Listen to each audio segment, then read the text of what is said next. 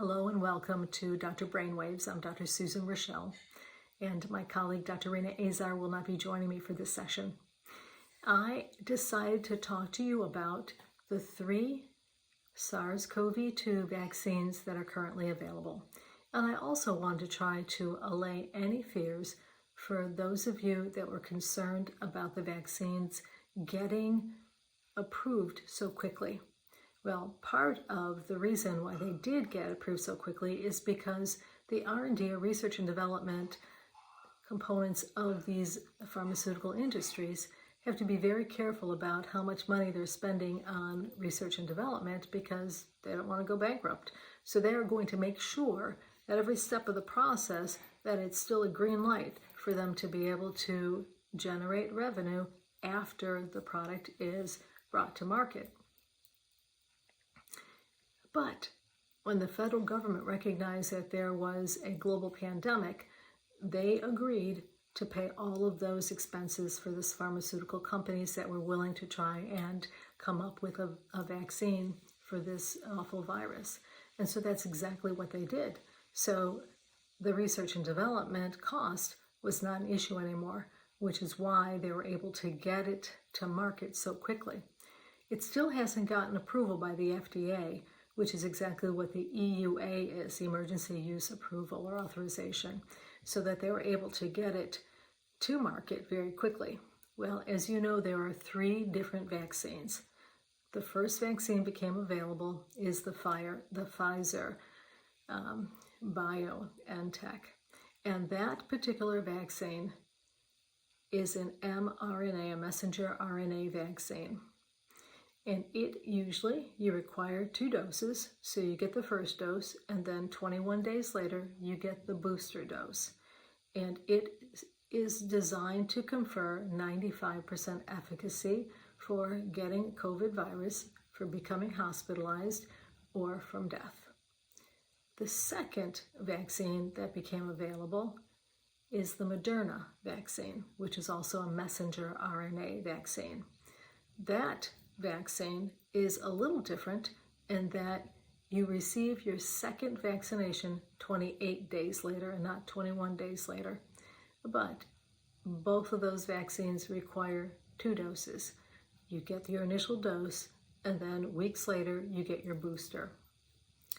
The way the medicine works is the messenger RNA, a gene structure that codes for the spike protein on the COVID virus itself, is injected into the body.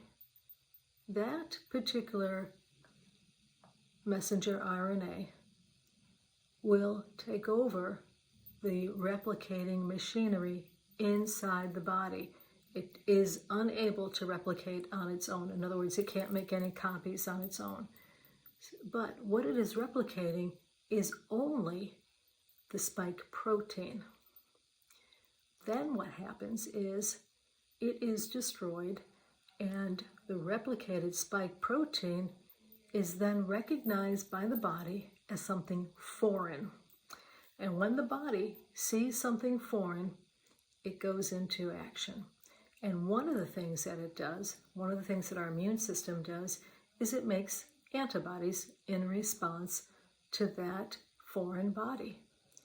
So that the next time the body sees that particular foreign body, it will destroy it, because now it has specific antibodies that are designed to destroy that specific piece of the virus, that spike protein. So both the Pfizer and the Moderna vaccine work exactly the same way.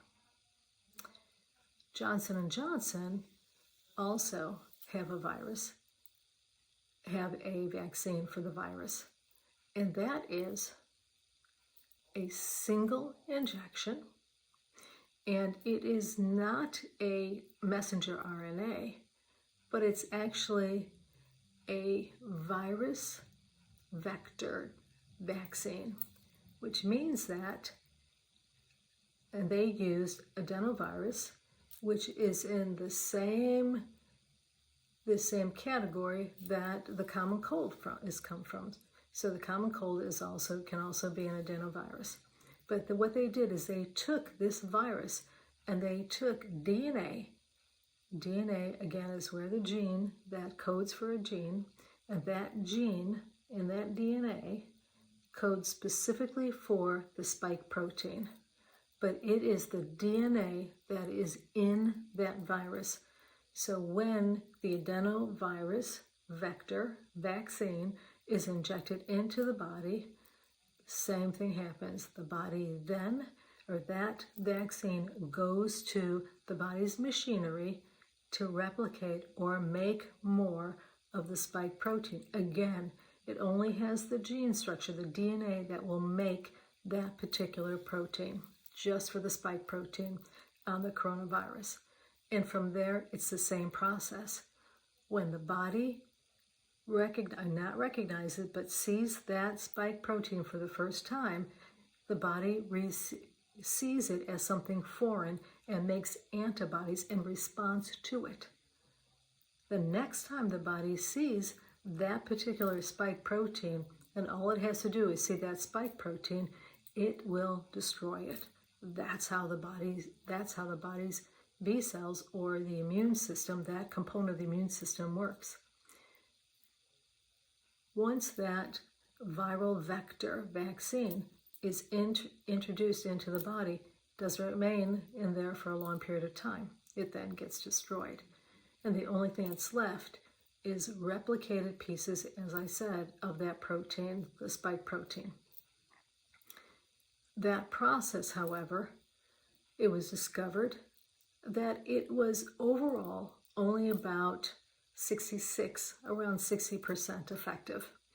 But part of the reason for that may be that when they did the studies on it, one of the places where it was evaluated was in South Africa, where there have been a number of variations or mutations of the virus. Also in Latin America, where there was also, particularly Brazil, where there was also a number of mutations of the virus. So it had a little bit tougher of a road to go.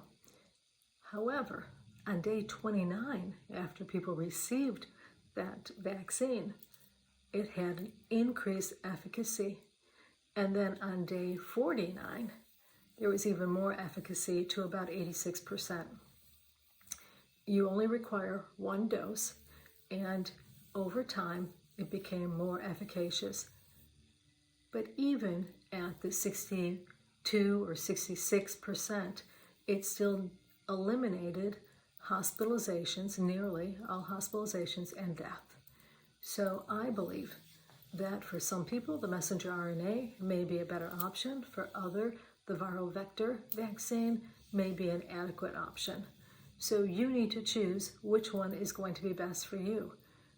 There are groups of people that may do better with the one-dose vaccine. For an example, if someone doesn't have a steady address and they move around quite a bit because they may be homeless, well, they may do better with the single vaccine. But all that can be discussed with your primary care doctor, but I just want to let you know that there are 3 viable vaccines available, not just to treat and prevent you from getting the virus, but more importantly, to prevent you from dying from the virus and or from being hospitalized from it. I hope you found that particularly helpful. I hope that it made sense. What I may do is another lecture on this with some tutorial so that you'll have some pictures to look at, because I know that for me, when I see pictures, it definitely makes things come alive. Meanwhile, I hope you have a great day.